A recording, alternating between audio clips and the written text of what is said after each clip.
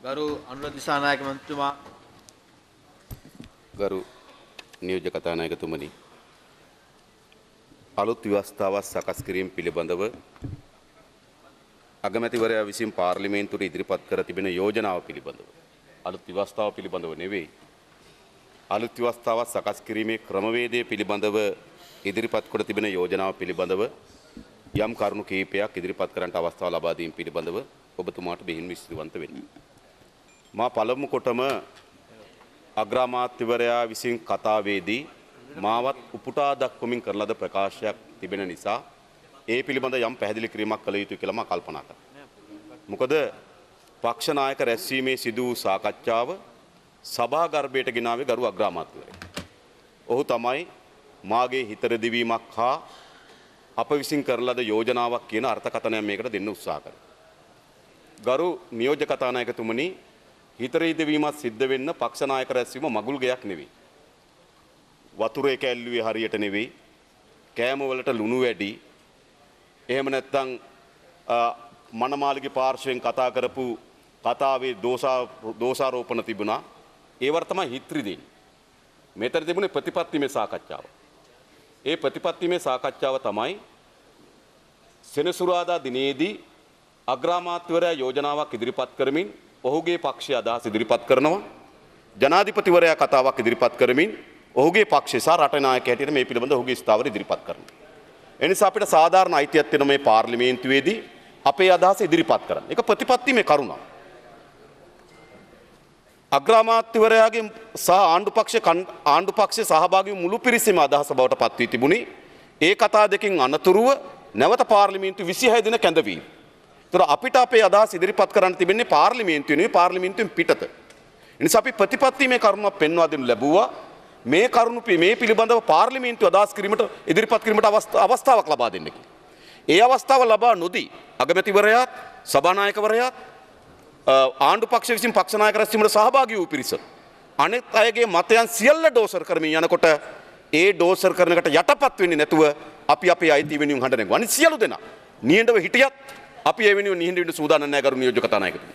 ඒ නිසාම තමයි අද මේ 12 වෙනිදා විවාදයක් ලැබෙන්නේ. එසේ නැත්නම් මේ විවාදය තිබෙන්නේ 26 වෙනිදා. ඒ නිසා අපගේ අදහසට සමන් යොමු කරලා ගරු කතානායකතුමත් නියෝජ්‍ය කතානායකතුමත් අද දිනේ විවාදයක් ලබා දීම පිළිබඳව බෙහෙවි ස්තුතිවන්ත වෙනවා. ඒවා හිත රෙදීම පිළිබඳ ප්‍රශ්න නෙවෙයි. ඒවා ප්‍රතිපත්තිමේ ප්‍රශ්න. ඊළඟ එතුමා ඉදිරිපත් කරා මේ අප විසින් ඉදිරිපත් කරන ලද යෝජනාව තමයි මේ ගේන්න හදන්නේ කියලා. ඔව්. විධායක ජනාධිපති ධූරය අහෝසි කිරීම පමණක් කියන යෝජනාව නම් 1978 විවස්ථාවට විධායක ජනාධිපති ධූරය අහෝසි කරන දවසේ සිට ඒ අපේ රටේ ප්‍රජාතන්ත්‍රවාදයට අපේ රටේ යහපැවැත්මට දේශපාලන පක්ෂවල තිබෙන ස්වාධීනත්වයට පක්ෂ ඇතුළේ තිබෙන අභ්‍යන්තර ප්‍රජාතන්ත්‍රවාදයට බරපතල හානිකර කරුණක් මේ විධායක ජනාධිපති ධූරය කියන එක අපි පෙන්වා දී තිබෙනවා. ඒ නිසා විධායක ජනාධිපති ධූරය යටතේ පවතන සෑම මැතිවරණයකදීම ඒ අහෝසි කිරීම පිළිබඳ ස්ථාවරවල අපි හිටියා. පළමු මැතිවරණ 1982 පැවැත්වෙනකොට එදත් අපි උත්සාහ කරනු ලැබුවේ විධායක ජනාධිපති ධූරය අහෝසි කිරීම සඳහා වූ පෙරමුණකට යන්න. 1989 දීත් එහෙමයි. 1994 දී චන්ද්‍රිකා කුමාරතුංග මෙතනේ විධායක ජනාධිපති ධූරය සඳහා තරඟ වදිනකොට ඇය සහ අපි අතර අපි එකඟතාවය තමයි ඇය විධායක ජනාධිපති ධූරය අවුරුද්දක් යාමට මත්තේ. ඒ කියන්නේ 1995 ජූලි මාසයේ 15 වෙනිදාට පෙර විධායක ජනාධිපති ධූරය අහෝසි කරනවා කියන ස්ථාවරයක් ඇය රටට ප්‍රකාශ කරා. ඒක කරේ නැති එක ඒකේ කරුණ. හැබැයි දේශපාලන ව්‍යාපාරයක් හැටියට අපි අපේ කාර්යය ඉටු කරලා තිබෙනවා. හැබැයි ඒ ඉටු කරේ නැහැ. ඉටු නොකිරීම අපේ ප්‍රශ්නයක් නෙවෙයි. ඇයගේ දේශපාලන සදාචාරය සහ ජනතාවගේ ලබා ගන්න ලද ජනවරම පිළිබඳව ඇයගේ දේශපාලනයේ බිඳවැටීම තමයි එයින් පෙන්නු කරන්නේ. ඒ අපේ ප්‍රශ්නයක් නෙවෙයි. නැවත 1999 දීත් එහෙමයි. 2005 දීත් ගරු මහින්ද රාජපක්ෂ මහින්ද අපේක්ෂකතුමාට අපේ සහාය ලබා දීමේදී අපි විධායක ජනාධිපති ධූරය අහෝසි කිරීම කියන ස්ථාවරයට ආවා. ඒ වැඩපිළිවෙලක ඇතුළත් කරා. ඒ අහෝසි නිකුරීම ඒක අපේ ප්‍රශ්නයක් නෙවෙයි. එතුමාගේ දේශපාලන සදාචාරය පිළිබඳ ප්‍රශ්නයක්.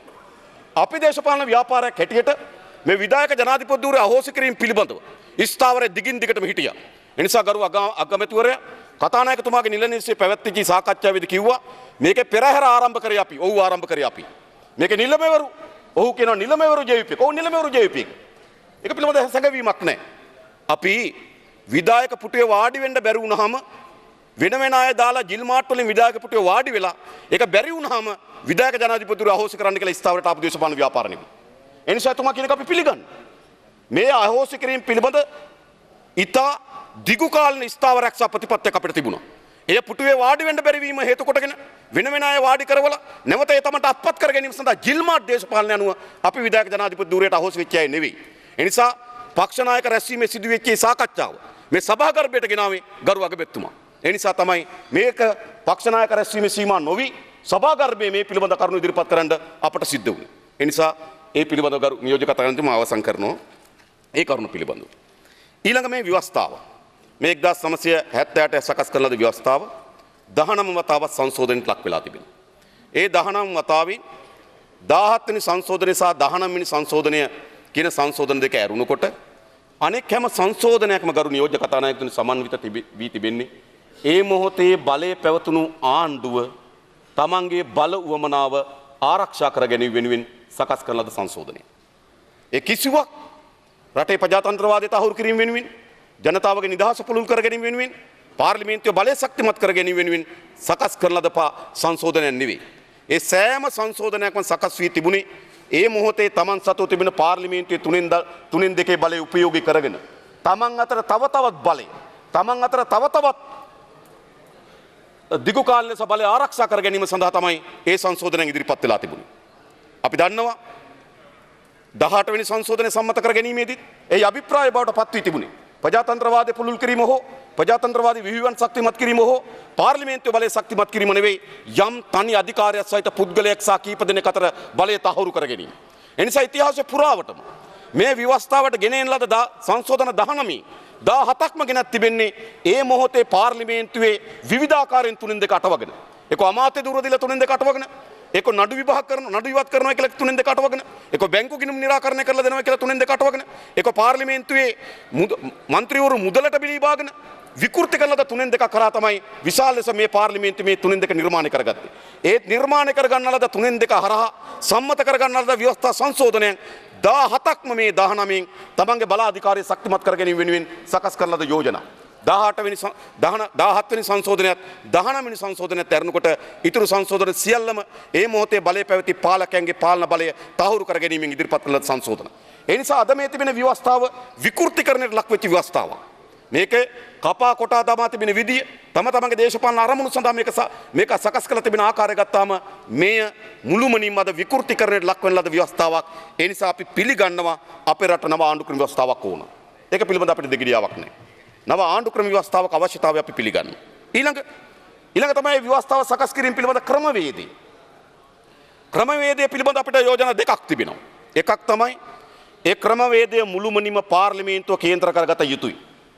පාර්ලිමේන්තුවෙන් පිටත ගොඩනැගෙන ආයතනයන් තුල පිටත ගොඩනගන්න ආයතනයන් තුල එක් අය තම තමන්ගේ තනතුරු සහ තමන් සතුව තිබෙන රාජ්‍ය බලය උපයෝගී කරගෙන අනෙක් හැමදෙනාම යටපත් කරමින් අනෙක් දේශපාලන ව්‍යාපාරවලට අනෙක් മന്ത്രിවරුන්ට තියෙන අයිතිය පාගා දමමින් බලහත්කාරී අත්නෝමතක ලෙස හැසිරීමකට අපි කිසිසේත්ම එකග වෙන්නේ නැහැ.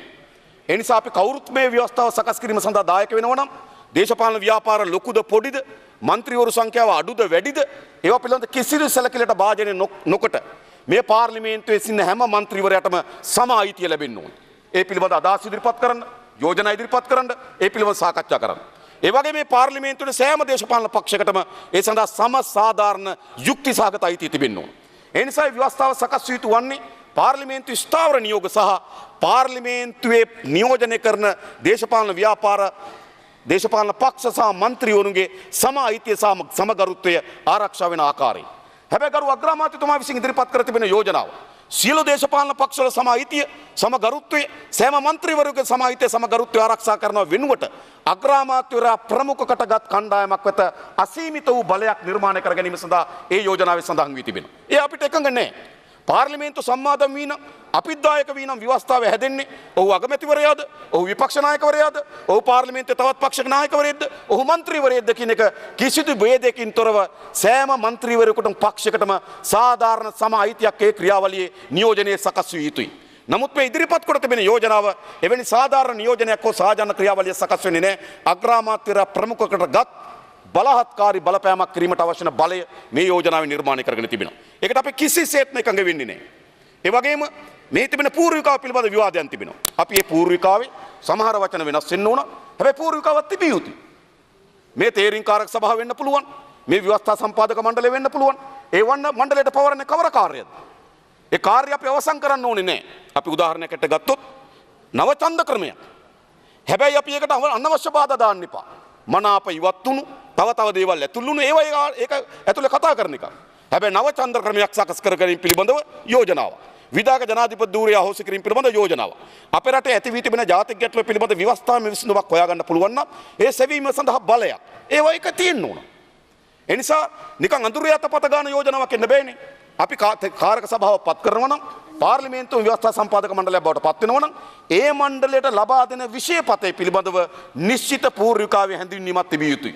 ඒ නිසා ඒ පූර්විකාවන් පිළිබඳව අපිට එහෙම විවාද ගැටලු නැහැ. අපිට තිබෙන මේ ක්‍රියාවලිය පිළිබඳව මේ ක්‍රියාවලියේ සෑම පක්ෂයකටත් සෑම മന്ത്രിවරයෙකුටත් සාධාරණ නියෝජනය සහ සාධාරණ අයිතිය ලැබෙන ක්‍රියාවලිය බවට පත් කරගත යුතුයි. ඒකට අපි එකඟයි. ඒ නිසා මේ යෝජනාව ඒ ආකාරයෙන් සංශෝධනය විය යුතු කියලා අපි කල්පනා කරනවා. ඒ සංශෝධන වලට එකඟ නැත්නම් තව ක්‍රමවේදයක් තිබෙනවා. ඒ ක්‍රමවේදය තමයි ආණ්ඩු විසින් ව්‍යවස්ථාවක් සකස් කරලා පාර්ලිමේන්තුවට ඉදිරිපත් කරන්න. ඊට පස්සේ අපි අපේ අදහස් කියන්න. එහෙනම් අපිට අපේ අදහස් සාධාරණ ලෙස කියන්න බැරි විහුවයකට අපි ඇතුළත් වෙලා අපි ඒකට වගකීම සහ බැඳීම ගන්න අපිට බෑ. ඒක මුළුමනින්ම ආණ්ඩුව යටපත් කරන ලද ක්‍රියාවලියක් නම් අපි ඒකට දායක වෙන්න සූදානම් නැහැ. එහෙනම් කල යුතු වන්නේ ආණ්ඩුව ව්‍යවස්ථාවක් හදන්න, හදලා පාර්ලිමේන්තුවට ඉදිරිපත් ව්‍යවස්ථා කෙටුම්පත පාර්ලිමේන්තුවට ඉදිරිපත් කරන්න. ඒ කෙටුම්පත මත පදනම් වෙලා අපි සාකච්ඡා කරමු. එහෙනම් ගන්න තිබෙනේ දෙවනි පියවර. ඒ නිසා ආණ්ඩුව එළඹෙන 26 වෙනිදා තීරණයක් ගන්න ඕනකම තිබෙනවා. පාර්ලිමේන්තුවේ සෑම පක්ෂයකම සෑම മന്ത്രിවරයෙක්ම සාධාරණ ලෙස නියෝජනය සකස් වෙන ක්‍රමවේදයකට යනවද? එහෙම නැත්නම් ආණ්ඩුව විසින් ආණ්ඩු ක්‍රම ව්‍යවස්ථාවක් සකස් කරලා පාර්ලිමේන්තුවට ඉදිරිපත් කරලා ඒක පිළිබඳ සංවාදයක් ගන්න ඕනේ. ආණ්ඩුවට තෝරා ගන්න තිබෙන මේ ක්‍රමවේද දෙක. එසේ නැතුව අපිත් දායක වෙනවා යයි කියලා රට ප්‍රකාශ කරමින් අපිත් ඒකේ හවුල්කරුවන් යයි කියලා රට ප්‍රකාශ කරමින් අපේ තියෙන අයිතිය අපිට තියෙන සම අයිතිය මුළුමනින්ම ඩෝසර් කරලා ආණ්ඩුව බලහත්කාරී අයිතියකට අපි නිකන් නාම මාත්‍රිකල සම්බන්ධ වෙන්න අපි සූදානම් නැහැ. ඒ නිසා මේ යෝජනාවේ අඩංගුව මුළුමනින්ම සකස් වෙලා තිබෙන්නේ අග්‍රාමාත්‍යවරයා ප්‍රමුඛ කණ්ඩායමක් අතට මෙහි බලය කේන්ද්‍රගත කර ගැනීමේ අරමුණින් ඒ අරමුණට අපි එකඟ නැහැ. ඒක තමයි ක්‍රමවේදය පිළිබඳ අපි ස්ථාවරය. ඊළඟ මේ ව්‍යවස්ථාව පිළිබඳ අපිට තියෙන දේශපාලන ස්ථාවරය. ගරු නියෝජ්‍ය කතානායකතුමනි, ඕනෑම ව්‍යවස්ථාවක් සකස් වෙන්නේ ඒ අනුගමනය කරන සමාජ ආර්ථික ප්‍රතිපත්තිය ආරක්ෂකය තමයි ව්‍යවස්ථාව. මේ තියෙන සමාජ ආර්ථික ක්‍රමවේදයක් තිබෙනවා. ඒ ක්‍රමවේදයට ආරක්ෂකය හැටියට තමයි මේ ව්‍යවස්ථාව එන්නේ. එතකොට මේ පවතින සමාජ ආර්ථික ක්‍රමවේද අපි පිළිගන්න එකක් නෙවෙයි. මේක දුබල, බෙලහීන, රටේ ජනතාව ආර්ථිකයෙන් විතං කරලද, මිනිස් දූවිලි බවට පත් කරලද සමාජ ක්‍රමයක් තිබෙනවා. මේ සමාජ ක්‍රමයේ ආරක්ෂාවට තමුන්වහන්සේලා ව්‍යවස්ථාවක් හදනවා. ඒ නිසා මේක අපේ ව්‍යවස්ථාවක් නෙවෙයි, මේක තමුන්වහන්සේලාගේ ව්‍යවස්ථාවක්. අපි ඉන්න තැන තමයි ව්‍යවස්ථාව පමණක් නෙවෙයි වෙනස් විය යුතු වන්නේ, මේ සමාජ ආර්ථික දේහත් වෙනස් විය යුතුයි. අලුත් සමාජ ආර්ථික දේයක් හදලා ඒකට ගැලපෙන ව්‍යවස්ථාවක් හදන්න ඕන. ලෝකේ පුරා ව්‍යවස්ථා සංශෝධනය සිද්ධ වෙලා තිබෙන්නේ එහෙම. අපි දන්නවා 1949 චීන මහ විප්ලවය සිද්ධ වුණාට පස්සේ එතෙක් තිබුණු පාලනයට වෙනස් පාලනයක් චීනයේ ගොඩ නැගිනවා. ඒක නව සමාජ ක්‍රමයක්. ඒ නව සමාජ ක්‍රමයට අනුරූපී වන ව්‍යවස්ථාව 1949 සිට 54 දක්වා සාකච්ඡා කරලා 1954 චීනයේ අලුත් ව්‍යවස්ථාවක් හදනවා ඒ සමාජ ක්‍රමවේදයට ගැලපෙන. ප්‍රංශය 1789 ප්‍රංශ මහ විප්ලවයෙන් පස්සේ එතෙක් තිබුණු රාජාණ්ඩු ක්‍රමය වෙනුවට ව්‍යවස්ථාව කේන්ද්‍ර කරගත්තු සමාජ ක්‍රමයකට අවතීර්ණ වෙනවා. ඒ ක්‍රමයට අනුරූපී වෙන ව්‍යවස්ථාවක් 1791 දී ප්‍රංශයේදී සම්මත කරනවා. ඒ වගේම අපි දන්නවා වියට්නාමයේ උතුරු වියට්නාමයේ ප්‍රජාතන්ත්‍රවාදික ජනරාජ්‍ය බිහි වුණා 1945. 1946 දී උතුරු වියට්නාමයේ ප්‍රජාතාන්ත්‍රික ජනරාජ්‍ය අලුත් ව්‍යවස්ථාවක් ඇදුවා. උතුරයි දකුණයි එකතු වෙලා වියට්නාමයේ සමාජවාදී ජනරාජ්‍ය බිහි වුණා 1975. 1970 දී ඒ සමාජ ක්‍රමවේදයට අනුරූපී වන ව්‍යවස්ථාවක් ඇදුණා. ඉතින් ලෝකේ රුසියාවේ ගත්තොත් 1917 රුසියානු විප්ලවය සිද්ධ වෙනවා. ඒ ඇති වී තිබෙන සමාජ ක්‍රමවේදයට අනුරූපී වන ව්‍යවස්ථාවක් 1918 දී හදනවා. ඒ නිසා ලෝකේ පුරාම සමාජ ක්‍රමයක් වෙනස් වී නව සමාජ ක්‍රමයක් ගොඩනැගෙනකොට ඒ සමාජ ක්‍රමයට අනුරූපී වන ව්‍යවස්ථාවක් හැදෙනවා. ඒ සමාජ ක්‍රමයේ ආරක්ෂකයා වෙනුවෙන් ව්‍යවස්ථාවක් හැදෙනවා. ඒ නිසා මේ ගොඩනැගෙමින් තිබෙන ව්‍යවස්ථාව කිසිසේත්ම නව සමාජ ක්‍රමයක ආරක්ෂකයෙක් නෙවෙයි, මේ පවතින සමාජ ක්‍රමයේ ආරක්ෂකයෙක්. ඒ නිසා ප්‍රතිපත්ති මෙලෙස ගත්තොත් අපි මේ ව්‍යවස්ථාව පිළිගන්න පක්ෂයක් නෙවෙයි. මේ ව්‍යවස්ථාවට එකඟ පක්ෂයක් නෙවෙයි. මේ ගොඩනැගෙන ව්‍යවස්ථාව මේ පවතින බෙලහීන, කඩා වැටුණු, ධනපති දුබල සමාජ ක්‍රමයේ ආරක්ෂකයා වෙනුවෙන් ව්‍යවස්ථාවක් හදනවා. ඒ ව්‍යවස්ථාව ප්‍රතිපත්ති මෙලෙස දේශපාලන ලෙස ගත්තොත් අපි පිළිගන්න ව්‍යවස්ථාවක් නෙවෙයි. නමුත් දැන් තිබෙන තමුන්නාන්සලා පිළිගන්න සමාජ ක්‍රමයක්, තමුන්නාන්සලා අයිතියක් තිබෙනවා. තමුන්නාන්සලා පිළිගන්න සමාජ ක්‍රමයට අනුරූපී වන පරිදි ඒ සමාජ ක්‍රමයේ ආරක්ෂකයා බවට පත් වෙන ව්‍යවස්ථාවක් ගොඩනැගීමේ අයිතිය තමුන්නාන්සලාට තිබෙනවා. නමුත් අපි තමුන්නාන්සලාගේ අයිතිය බැහැර කරන්නේ නැහැ. නමුත් අපි පිළිගන්නේ නැහැ. අද අවශ්‍ය වී තිබෙන්නේ ව්‍යවස්ථාමය සංශෝධනයක් පමණක් නෙවෙයි මේ සමාජ ක්‍රමයේම සංශෝධනයක අවශ්‍යතාවය තිබෙනවා. වෙනස් වීමක අවශ්‍යතාවය තිබෙනවා. නිසා හරිනම් සිදු විය යුතුවන්නේ නව සමාජ ක්‍රමයක් සහ ඒ නව සමාජ ක්‍රමයේ ආරක්ෂාව වෙනුවෙන් ව්‍යවස්ථාවක් ඇතිවීමයි. නමුත් මේ සිදුවීමෙන් තිබෙන්නේ මේ තිබෙන සමාජ ක්‍රමයේම ආරක්ෂකයෙක් බවට ව්‍යවස්ථාවක් ගොඩනැගින්න පටන් ගන්නවා. ඒ නිසා ගරු කතානායකතුමනි දේශපාලනික වශයෙන් අපිට මේ ව්‍යවස්ථාව පිළිබඳව වෙනම දේශපාලන කියවීමක් තිබෙනවා. අපේ දායකත්වයේ සපයන්නේ පදනම හරි පැහැදිලි. මේ ගොඩනැගෙන යන්නේ ධනපති ව්‍යවස්ථාවක්. ඒ ධනපති ව්‍යවස්ථාව මොන ආකාරයෙන් ඒ ධනපති ක්‍රමය ආරක්ෂා කරන්න ආරක්ෂකයෙක් බවට පත් වෙනවද? ඒ පිළිබඳ නිවැරදි කිවීමක් එක තමයි අපි මේ ව්‍යවස්ථා සංශෝධන ක්‍රියාවලියට දායක වුණොත් දායක වෙනු ලබන්නේ. එසේ නැතුව නෙවෙයි. ඒ නිසා මේ ව්‍යවස්ථාවෙන් සියල්ල විසඳේවි කියන මිත්‍යාවකට, මේ ව්‍යවස්ථාවෙන් සියල්ල සම්පූර්ණ වේවි කියන වෙන මිත්‍යාවකට අපි ඇතුළත් වෙන්න කිසිසේත්ම සූදානමක් නැහැ. ඊළඟ තමයි මේ ව්‍යවස්ථාවත් එක්ක ගොඩනැගෙන සාකච්ඡාව. ඒක අපි ව්‍යවස්ථාව පිළිබඳ සාකච්ඡාව අපි වෙන තලයකට ගේන්න ඕනකම තිබෙනවා. මේ ව්‍යවස්ථාව පිළිබඳ සාකච්ඡාව අපි වෙන තලයකට ගේන්න ඕනකම තිබෙන්නේ ආණ්ඩුව පැත්තෙන් උපාය මාර්ගයක් බවට පත් වී තිබෙනවා. අද ආර්ථික වශයෙන් සමාජයේ විශාල කඩාවැටීමකට ලක් වෙලා තිබෙනවා. තරුණ පරම්පරාව විරකියාවෙන් පෙළෙනවා. අධ්‍යාපනය හදාරන දරුවන්ට නිදහස් අධ්‍යාපනය වෙනුවට තමන්ට මුදල් ගෙවන්න සිද්ධ වෙලා තිබෙනවා. ගොවි ජනතාවට මෙතෙක් ලැබුණු පෝරසාන ආධාරය අහිමි කරලා තිබෙනවා. වැඩ කරන රාජ්‍ය සේවය වැඩ කරන ජනතාවට මෙතෙක් තිබුණු විශ්‍රාම ක්‍රමවේද වෙනුවට දායක විශ්‍රාම ක්‍රමවේදයක් හඳුන්වා දෙන්න වෙනවා. තමුන්නාන්සලා අයවැය ලේඛනයෙන් කියපු පරිදිම මේ තියෙන කම්කරු නීති සංශෝධනය කරනවා. තමුන්නාන්සලා අයවැය ලේඛනයෙන් කියපු පරිදිම මේ තියෙන ඉඩම් සම්පත බහුජාතික සමාගම් වෙත බැහැර කිරීම සඳහා තමුන්නාන්සලා අපේ රටේ තිබෙන නීති ලිහිල් කරන්න වගේම ඉඩම් පැවරීමේ සීමාවන් ඉවත් කරන්න සූදානම් වෙනවා. ඉඩම් ටික බැහැර කරන්න ඕන. ඒ සඳහා තියෙන ඉඩම් බැහැර කිරීමේ ප්‍රමාණ සීමාවක් තිබෙනවා. ඒ සීමාව ඉවත් කරනවා. ඒ වගේම නීති ලිහිල් කරනවා. ඒ වගේම තමුන්නාන්සලා ගැඹුරු මුහුදේ මාළු සම්පතෙන් අද 95%කට වඩා වැඩි ප්‍රමාණයක් නෙලා ගන්න අපේ රටේ සාමාන්‍ය දීවර ජනය.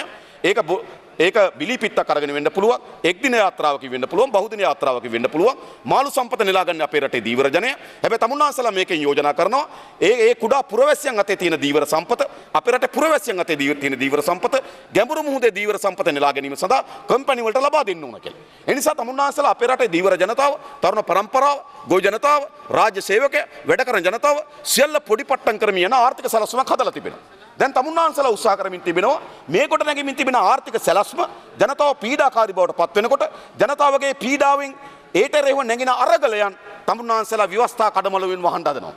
ඒ නිසා අපි කිසිසේත්ම ජනතාවගේ ඇත්ත අරගලය මේ ව්‍යවස්ථා සංශෝධනය කියන කඩමල්ලෙන් වසන්ඩ ඉඩ දිය යුතු නැහැ. ඒක වෙන තලයක සාකච්ඡාවක්.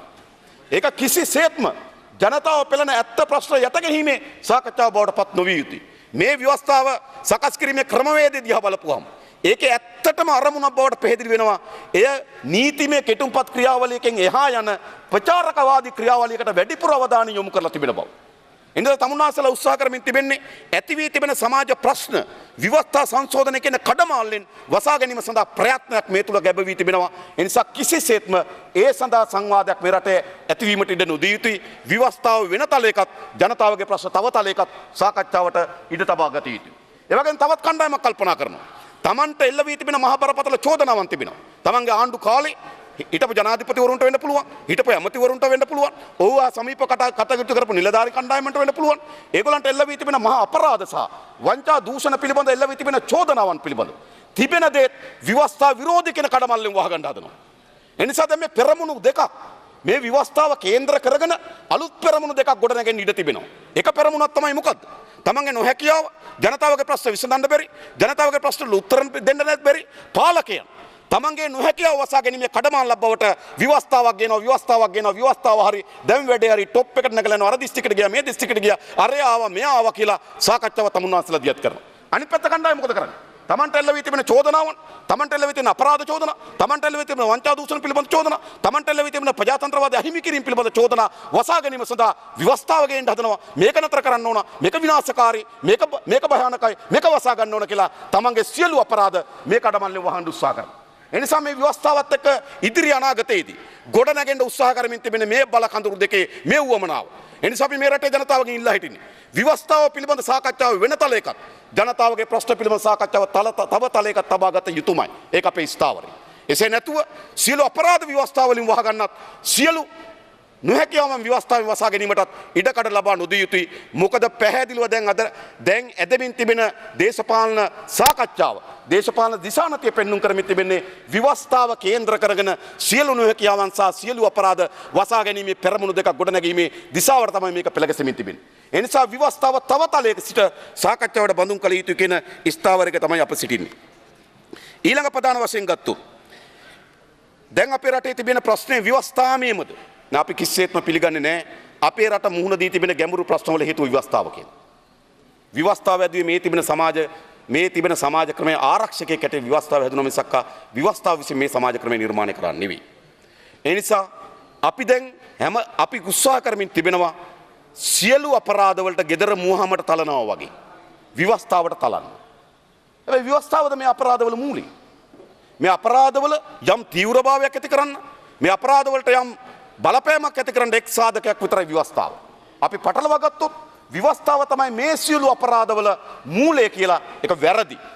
දැන් අර්ථකථනයක් කරන්න හදමින් තිබෙන එතෙන්ට. ඒ නිසා අපි විශ්වාස කරනවා ව්‍යවස්ථාව වෙනස් වූ පමණින් ගොවි ජනයාගේ ප්‍රශ්නේ, ව්‍යවස්ථාව වෙනස් වූ පමණින් දීවර ජනයාගේ ප්‍රශ්නේ, ව්‍යවස්ථාව වෙනස් වූ පමණින් රැකියා විරහිත තරුණ තරුණියන්ගේ ප්‍රශ්නෙට විසඳුමක් ලැබෙවි කියලා අපි විශ්වාසයක් ඉන්නේ නැහැ. එනිසා මේ සියලු මූලයන්ගේ ප්‍රශ්නය ව්‍යවස්ථාව ලෙස අපි සලකන්නේ නැහැ. මේ සියලු මූලයන්ගේ ප්‍රශ්න මේ අනුගමනය කරමින් දුබල කඩා වැටුණු දුබල බෙලහින මේ සමාජ ක්‍රමය තමයි මේ මූලයේ හේතුව බවට පත් වෙන්නේ. ව්‍යවස්ථාව වෙනස් වුණා කියලා ඒ හේතුව වෙනස් වෙන්නේ නැහැ. ඊළඟ අපේ දෙමළ ජාතික සන්ධානයේ മന്ത്രിවරු කල්පනා කරනවා ව්‍යවස්ථාව හරහා තමන්ගේ දේශපාලන තමන්ගේ පීඩාවට පත් වූ ජනතාවට සාධාරණ කිටි වේවි කියලා. අපි විශ්වාස කරන්නේ මේකට තිබෙන්නේ ව්‍යවස්ථාවේ විසඳුමක් කියලා. ව්‍යවස්ථාවෙත් යම් විසඳුමක් තියෙවි. හැබැයි මුළුමනින්ම මේක ව්‍යවස්ථාවේ විසඳුමක් නෙවෙයි. මෙතන තිබෙ ගැඹුරේම ජීවත් වෙන දෙමළ ජනතාවගේ ආර්ථික ප්‍රශ්නයක් තිබෙනවා.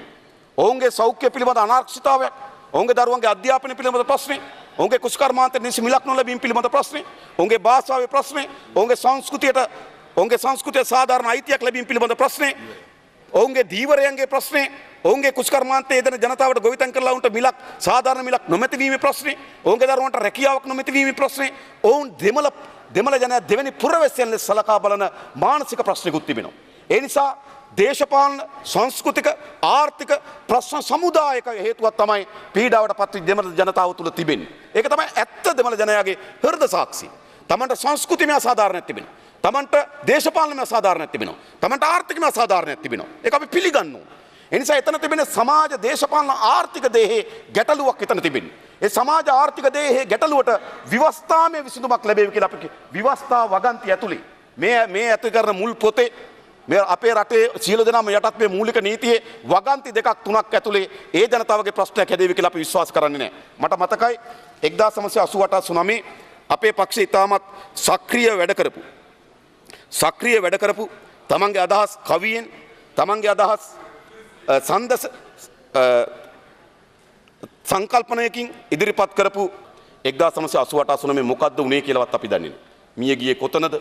මරා දැමුවේ කවුද? හොයාගත්තේ කොතනද කියලා අපි දන්නේ නැහැ. හැබැයි අපිත් එක්ක ඉතාමත් සමීපව වැඩ කරපු ඉතාමත් හෘදයාංගින් භාවයකින් යුතුව මිනිස් හදවත් පිළිබඳ ඉතා ගැඹුරු හැඟීමකින් යුතුව වැඩ කරපු චන්ද්‍රකුමාර වික්‍රමරත්න සොයුරා මෙහෙම කියනවා. එකම අපායක අප හැම දැවෙන සඳ වෙනම අපායක ඉන්නට පතයි නුඹ. මේක මොකක්ද වෙලා තියෙන්නේ? අපි සියලු දෙනා උතුරේ වේවා දකුණේ වේවා නැගෙනහිර වේවා පීඩාවට පත්වෙච්ච අපි සියලු දෙනා ගොවි ජනතාව, දීවර ජනතාව, රැකියා විරහිත තරුණය, අධ්‍යාපන අවස්ථා නැති පාසල් දරුවා, තමන්ට නිසි සෞඛ්‍ය සේවයක් නැති ජනතාව විශාල පීඩාවට පත් වී තිබෙනවා. ඒ නිසා එකම අපායක අප හැම දැවෙන සඳ වෙනම අපායක ඉන්නට පතයි නුඹ. ඔබ කල්පනා කරනවා මේ එකම අපායෙත් අපේනවා වෙනුවට වෙන අපායක් හදාගෙන ඒකත් අපාය. මා හිතන්නේ ඒ පීඩාවට පත්වෙච්ච දෙමළ ජනතාවට ඒක අපායක්. ඒ නිසා ව්‍යවස්ථාමය විසඳුමක් නෙවෙයි මේකට තිබෙන්නේ. මේ අපාගත වෙලා තිබෙන මේ පීඩිත ජනතාවට කොහොමද අපි සාධාරණයක් ඉටු කරන්නේ? නිසා අපි කිසිසේත්ම විශ්වාස කරන්නේ නැහැ අද අපේ රටේ ඇති වී තිබෙන දෙමළ ජනතාවගේ ප්‍රශ්නයට ව්‍යවස්ථාමය විසඳුමක් ලැබෙවි කියන විශ්වාසයක් අපි නැහැ. හැබැයි ඔබතුමාලාට පුළුවන් මෙහෙම එකක්. ඔබතුමාලා මැතිවරණ වලින් පසුව ඒ ජනතාවගේ පීඩාවට පත්වෙච්ච ජනතාවගේ අරගලයන් එක්ක, ඒ ජනතාවගේ හැඟුම් එක්ක, ඒ ජනතාවගේ ප්‍රශ්නත් එක්ක, ඒ ජනතාවගේ දුක් ගැනවිල්ලත් එක්ක තමුන්නාන්සලා සජීවීව සම්බන්ධ නැත්නම් ඒ උතුරේ ජනතාව තමගේ කුස්කර්මාන්ත විකුණ ගන්න බැරි වෙනකොට ඒකට එරෙහිව ගොඩනැගෙන ගොවි ජනතාවත් එක්ක සමීපව උතුරු ජනතාවගේ දීවර සම්පත ඉන්දියානු සමාගම් පැහැරගෙන යනකොට ඉන්දියානු සමාගම් වලට එරෙහිව උතුරේ ජනතාව ඉන්දියානු බෝට්ටු වලට එරෙහිව ඉන්දියා දීවරයට එරෙහිව උතුරේ ජනතාවගේ දීවර සම්පත ආරක්ෂා කර ගැනීම වෙනුවෙන් ඒ දීවරයාගේ හදවතත් එක්ක තමුන්නාන්සේලාගේ උතුරු පළාතේ ජීවත් වෙන දෙමළ තරුණ තරුණියන්ට අවශ්‍ය වෙන රැකියාවක් ලබා ගැනීමේ අවස්ථාවක් නැති වෙනකොට ඒ තරුණ තරුණයන්ගේ හැඟීම් එක්ක යාපන විශ්වවිද්‍යාල වැඩ කටයුතු කරන විශ්වවිද්‍යාල සිසුන්ට ඔවුන්ගේ අධ්‍යාපනයෙන් පසුව ඔවුන්ට සාධාරණ රැකියාවක් ලබා නොදීම පිළිබඳ ගැටලුවට ඒ විශ්වවිද්‍යාල සිසුන් සමග සමීපව පීඩාවට පත්වෙච්ච ජනතාව අයිතින්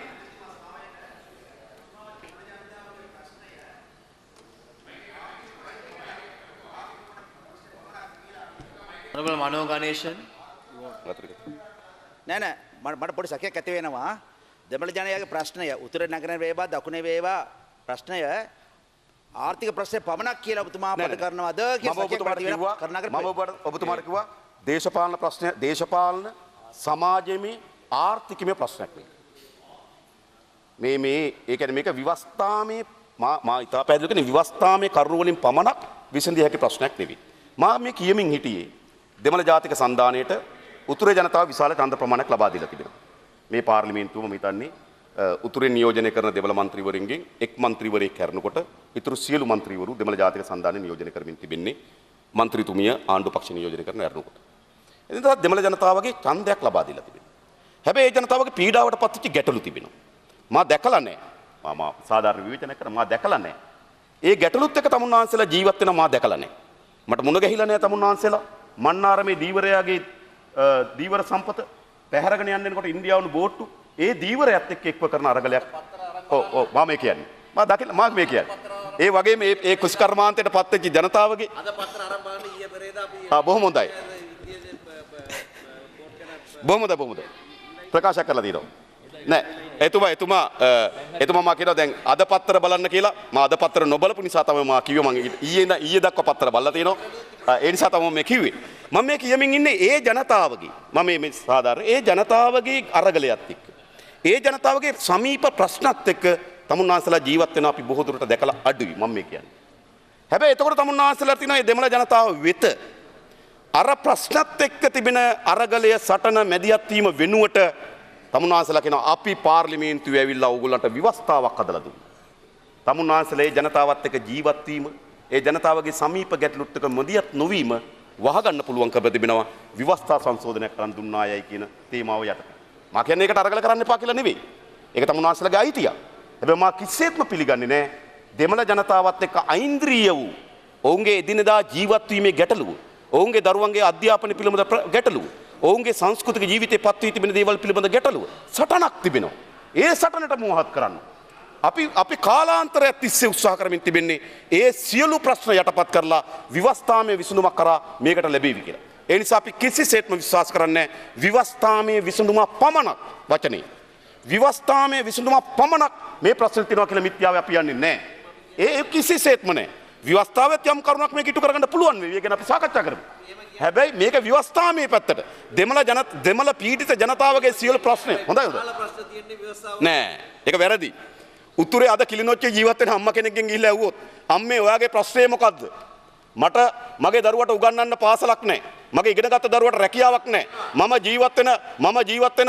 මම කුස්කර්මාන්ත කළ ජීවත් වෙන්නේ මම නෙලන අස්සන සාධාරණ ප්‍රශ්නයකට විකුණා ගන්න විදියක් නැහැ ඒක තමයි කිලිනොච්චේ ජීවත් වෙන පීඩාවට පත් වෙච්ච මිනිස්සුගේ ප්‍රශ්නය ඒගොල්ලෝ කියනවාද මට ෆෙඩරල් නැහැ මට කොන්ෆෙඩරේෂන් නැහැ මට පොලිස් බලතල නැහැ මට ඉඩම් බලතල නැහැ ඒ ජනතාවට ඕන ඉඩම් බලතල නෙවෙයි ඒ ජනතාවට ඕන ඉඩම් ඒ ජනතාවට ඕන පොලිස් බලතල නෙවෙයි ඒගොල්ලන්ට පොලිසිය මොකටද මම නම් කැමති දැන් පොලිසියක් නැති වෙන තරමට ඔව් මගේ අදහස මම කියන්නේ මගේ අදහස කියන්නේ ඉතින් ඔබතුමාගේ අදහස කියන්නේ ඉතින් මම මේ කියන්නේ වෙන මොකුත් නෙවෙයි දැන් අපි කියන අපිට පොලිස් බලය දෙන්නේ මොකද්ද මේ පොලිසිය කරන්නේ ජනතාව පීඩාවට පත් කරනවා තමුන්නාසලා මේ ඉල්ලන්නේ බලය දිගු හැරි මේ බලය බෙදීම නෙවෙයි මේ බලය දිගු කිරීම කොළඹ ඉඳන් තමුන්නාසලා පීඩාවට පත් කරා නම් යාපනයේ ඉඳන් පීඩාවට පත් කිරීමේ බලය මේකට කවුද බලය බෙදීම කියන්නේ මේ බලය බෙදීම නෙවෙයි බලය දිගහැරීම කොළඹ ඉඳන් පීඩාවට පත් වෙච්ච ජනතාව කොළඹ පාලනේ කොළඹ සිට කරන පාලනේ උතුරේ ජනතාව පීඩාවට පත් වුණා ඒ පාලනේ තමුන්නාසලා මොකද කරන්නේ යාපනයේ හරහා දියත් වෙන පාලනයක් කරා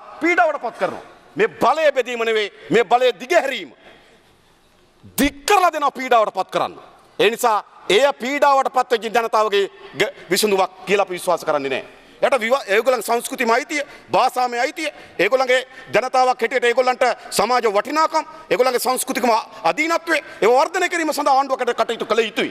එසේ නැතුව පීඩක යන්ත්‍රය යාපනයට එවයි කියලා ඒ දමන ජනතාවගේ පීඩාවට උත්තරයක් ලැබෙයි කියලා අපි විශ්වාස කරන්නේ නැහැ. හැබැයි තමුන්නාන්සලාට උත්තරයක් ලැබෙනවා. ජනතාවත් එක්ක ඉන්ද්‍රියව ගැටලු වල නැති වෙනකොට අපි ඒ ජනතාවට ව්‍යවස්ථාව කරන් දුන්නයි කියන දේශපාලන වාසිය විතර තමුන්නාන්සලා ලැබෙයි කියලා අපි කල්පනා කරනවා. ඒ අරුණකොට ඒ පීඩාවට පත් ජනතාවට විසඳුමක් ලැබෙයි කියලා අපි කල්පනා කරන්නේ නැහැ. ඊළඟ ගරු නියෝජක තානායකතුමනි. ඒ වගේම මේ ගොඩනැගෙමින් තිබෙන ව්‍යවස්ථාව, ගොඩනගන්න සූදානම් කරමින් තිබෙන ව්‍යවස්ථාව දැන් මා දැක ගොඩාක් සාකච්ඡා ගොඩනැගෙමින් තිබෙනවා. මේකට බටහිර රාජ්‍යයන් තිබෙනවද, ඉන්දියන් රාජ්‍යයන් තිබෙනවද කියලා මේ ව්‍යවස්ථාව පිටපස්ස. ඒක අත්හරින්න බැරි සැකයක්. ඒක සාධාරණ සැකයක්. ඒ සාධාරණ සැකයක් වෙන්නේ මේ ප්‍රශ්නේ පැන නගන දවසේ සිටම යුද්ධවලටත් ඒගොල්ලෝ මැදිහත් වුණා, ගිවිසුම් වලටත් ඒගොල්ලෝ මැදිහත් වුණා, සාකච්ඡා වලටත් ඒගොල්ලෝ මැදිහත් වුණා. ඒ නිසා කොහොමද ආණ්ඩුවක් හැටියට කියන්නේ මේකට එවැනි මැදිහත් වීමක් නැහැ කියලා ඒ සාහිතිකය වුණා. මොකද අපේ රටේ සුවරිභාවය, අපේ රටේ ස්වාධීනත්වය මේ පාර්ලිමේන්තුවට තමයි පැවරී තිබෙන ව්‍යවස්ථාව හදන්න. අපිට තමයි ව්‍යවස්ථාදායක බලය තිබෙන්නේ.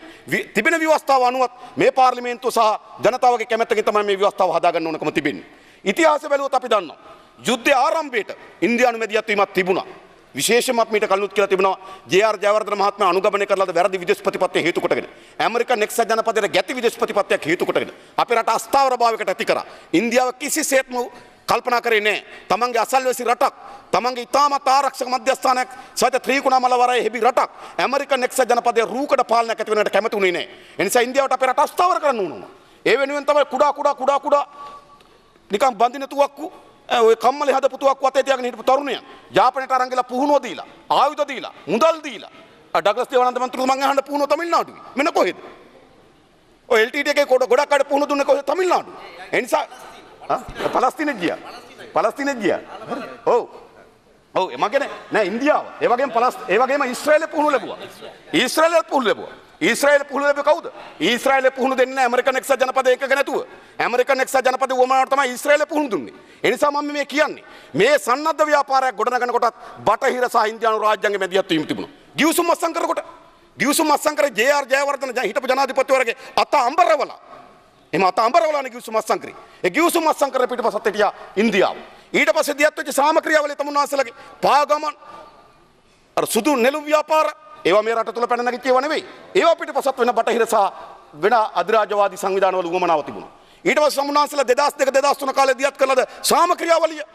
ඒ සාමක්‍රියාවලිය නියෝජිතයන් බවට පත් වෙලා තිබුණේ කවුද? නෝර්වේ නියෝජිතයන්, ඒ වගේ ස්කැන්ඩිනේවියන් රටවල නියෝජිතයන්. ඒගොල්ලෝ තමයි නිරීක්ෂණ කණ්ඩායම් බවට පත් වෙලා තිබුණේ. ඒගොල්ලෝ තමයි සමීපතම කණ්ඩායම් බවට පත් වෙලා තිබුණේ. ඒ නිසා මේ ප්‍රශ්නය පදනම් කරගෙන අපේ රට තුරා ඇදිච්ච යුද ක්‍රියාවලිය වල මේ ප්‍රශ්න පදනම් කරගෙන අපේ රට ඇතිවෙච්ච ගිවිසුම් වල මේ ප්‍රශ්න පදනම් කරගෙන අපේ රට ඇතිවෙච්ච සාකච්ඡාවල මේ ප්‍රශ්න මත පදනම් කරගෙන අපේ රට ඇතිවෙච්ච සාමක්‍රියාවල සියල්ල පිටපස්ස මේ රාජ්‍යයන් ඉඳලා තිබෙනවා.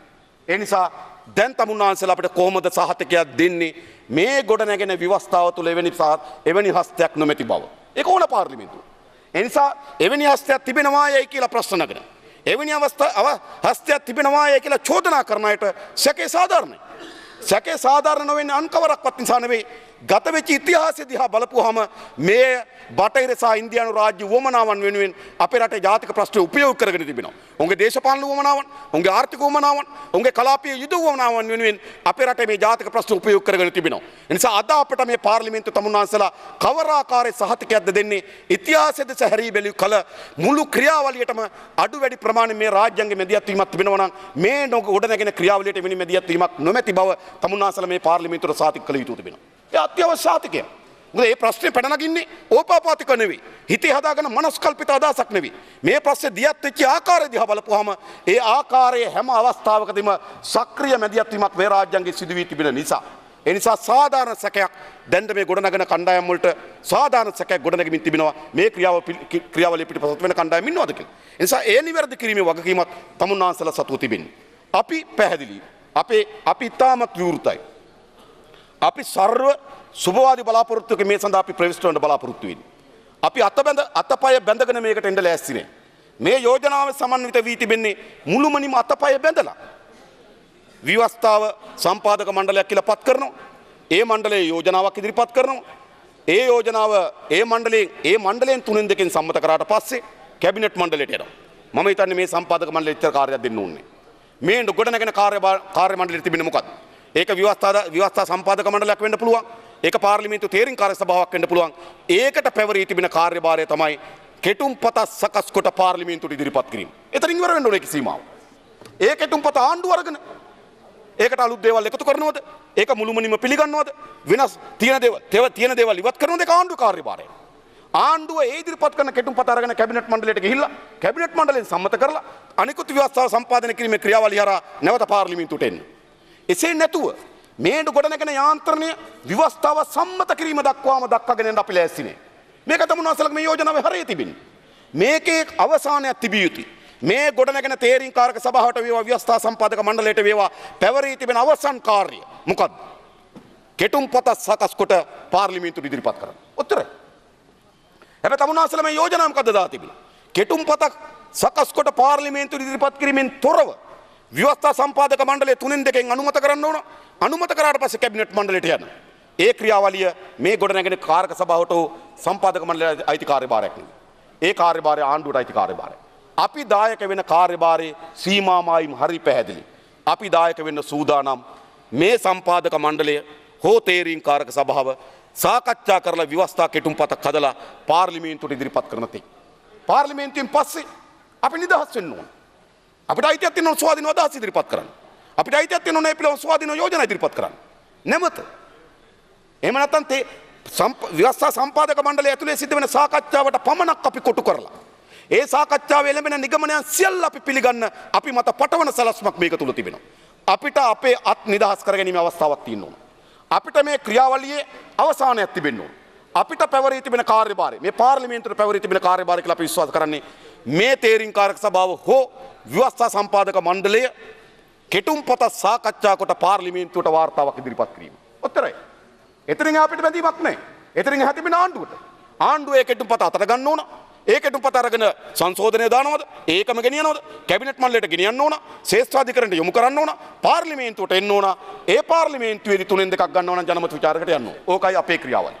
හැබැයි තමුන්නාන්සේලාගේ ක්‍රියාවලිය එක නෙවෙයි. තමුන්නාන්සේගේ ක්‍රියාවලිය තියෙන්නේ මේ ගොඩනැගෙන සම්පාදක මණ්ඩලය විවස්ථාව සම්මත කොට අවසන් වෙන තෙක් ගැට ගැහෙන්න. අපි ඒකට සූදානම් නැහැ. සම්මත කිරීමේ කාර්යභාරය, ඒ ගොඩනැගීමේ කාර්යභාරය පාර්ලිමේන්තුවට තිබෙනවා. සම්මත කිරීමේ කාර්යභාරය ආණ්ඩුවට තිබෙනවා. එනිසා අපේ මැදිහත් වීමේ සීමාමායිම් අපි තාන් නිශ්චිතව සඳහන් කරලා තිබෙනවා. අපේ සීමාමායිම් තිබෙන්නේ මේ තේරීම් කාරක සභාව සම්පාදක මණ්ඩලයේ ව්‍යවස්ථාවක් කෙටුම්කත කරලා පාර්ලිමේන්තුවට ඉදිරිපත් කරන තෙක්. එතනින් පස්සේ අපි බැඳෙන්න සූදානම් නැහැ. එතනින් පස්සේ අපිට ස්වාධීනව අදහස් දක්වන්න ඉදිරිපත් කරන්න ඕන. අපි සම්පාදක මණ්ඩලයට තේරීම් කාරක සභාවට සහභාගී වූ පමණින් එයි අන්තය දක්වා බැඳින්නේ නැයි. අපි එම් බැඳෙන්න සූදානම් නැහැ. අපේ අතපය බැඳලා දාන යෝජනාවකට අපි සූදානම් නැහැ. ඒ නිසා කාර්යභාරය නිශ්චිත විය යුතු කියන අදහස අපි ඉදිරිපත් කරනවාද අපි සංශෝධන අපි ලබා දෙනකොට කාර්යභාරය අවසන් විය යුතු ස්ථානයක් අපි පැහැදිලිව සඳහන් කරලා තිබෙන ගරු නියෝජක තනාගති. ඒ නිසා ඊටා පැහැදිලිව අපි යටත් නොවන අත් නොබැද ගන්න අන්තෝනෝමතික බලයක් ක්‍රියාත්මක වීමට උඩ දුන මේ පාර්ලිමේන්තු සියලු മന്ത്രിවරුන්ටත් සියලු පක්ෂවලටත් සාධාරණ අයිතිය ලැබෙන තේරීම් කාරක සභාවක් හෝ ව්‍යවස්ථා සම්පාදක මණ්ඩලයට අපේ දායකත්වය ලබා දෙන්න පුළුවන්. හැබැයි අපිව ඩෝසර් කරන අපේ බලය අත්නෝමතිකව අපි යටපත් කරන අපිව මේ ක්‍රියාවලිය සම්මත කොට අවසන් වෙන තෙක් අපේ අතපය බැඳ දමන ක්‍රියාවලියකට අපි ඇතුළත් වෙන්න සූදානම් නැහැ. ඒ නිසා මේ ඉදිරිපත් කර තිබෙන යෝජනාව අපි විශාල සංශෝධනයකට භාජනය විය යුතුයි කියන අදහස ඉදිරිපත් කරමින් මම නතර වෙන ගරු නියෝජක තනායකතුනි බොහොම ස්තුතියි.